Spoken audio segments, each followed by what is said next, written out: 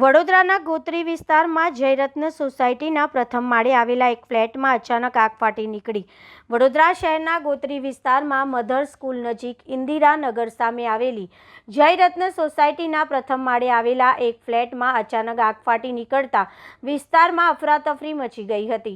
પ્રાથમિક માહિતી મુજબ ઘરમાં ફટાકડાનો જથ્થો રાખવામાં આવ્યો હોવાથી આગે ઝડપથી વિકરાળ સ્વરૂપ ધારણ કર્યું હતું અને વારંવાર થતા ફટાકડાના બ્લાસ્ટના કારણે આસપાસના લોકોમાં ભયનો માહોલ સર્જાયો હતો.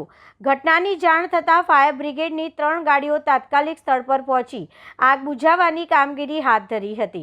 આગ દરમિયાન ફ્લેટમાં ફસાયેલા 3 બાળકોનું સફળ રેસ્ક્યુ કરવામાં આવ્યું હતું, જેના કારણે મોટી દુર્ઘટના ટળી હતી.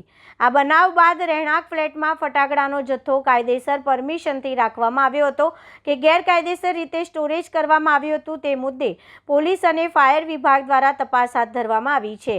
જો ગેરકાયદેસર રીતે ફટાકડા રાખવામાં આવ્યા હોવાના પુરાવા સામે આવશે તો ઘર માલિક સામે કાયદેસરની કાર્યવાહી થવાની શક્યતા વ્યક્ત કરવામાં આવી રહી છે.